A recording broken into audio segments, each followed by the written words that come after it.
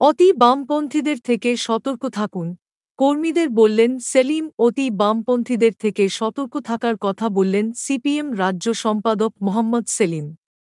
বৃহস্পতিবার কলেজ স্ট্রিটে কলকাতা জেলা এসএফআই-এর সমাবেশে সেলিম বলেন, কলেজ স্ট্রিটে দাঁড়িয়ে বলছি, অনেক অতি বামপন্থী আছেন, যাঁরা সামনে দাঁড়িয়ে বিপ্লবী সাজেন আর তলায় তলায় যোগাযোগ রাখেন মোদি, বিজেপি কিংবা তৃণমূলের সঙ্গে। এ বামপন্থী সাজা মানুষগুলো সম্পর্কে সতর্ক থাকতে হবে। কিছু বামপন্থী দলের দিকেই যে মোহাম্মদ সেলিম ইঙ্গিত করেছেন তা স্পষ্ট। অতি বামপন্থীদের থেকে হুঁশিয়ার থাকার জন্য ছাত্র সংগঠনের কর্মী সমর্থকদের যে পরামর্শ সিপিএম রাজ্য সম্পাদক এদিন দিয়েছেন তা নিয়ে রাজনৈতিক মহলে চর্চা শুরু হয়ে গিয়েছে। প্রসঙ্গত, রাম মন্দির উদ্বোধনের দিন ২ জানুয়ারি ফ্যাসিবাদ বিরোধী মহাসম্মেলন এবং মিছিলের ডাক দেওয়া হয়েছে কলকাতায়।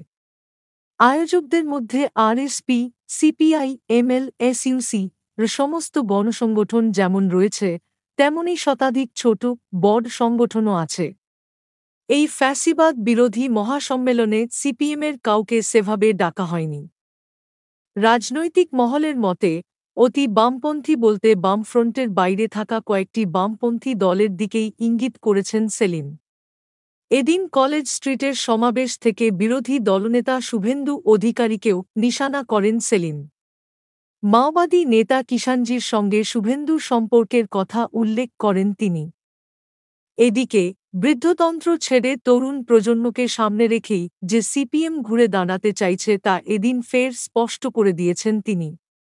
সেলিমের বক্তব্য, বামপন্থার পুনর্জাগরণ ছাত্র, যুব, তরুণ অর্থাৎ যৌবনের দূতদের ছাড়া সম্ভব নয়। ফের পার্টি লাইন স্পষ্ট করে সিপিএম রাজ্য সম্পাদক জানিয়ে দেন, কমিউনাল বনাম কমিউনিস্ট লড়াই হবে, বিজেপির বিরুদ্ধে লড়াই হবে, তবে তৃণমূলকেও ছাড় দেওয়া যাবে না। লোকসভা ভোটের আগে ধর্মকে ব্যবহার করে বিজেপি মন্দির কেন্দ্রিক রাজনীতি করছে বলে তাঁর অভিযোগ।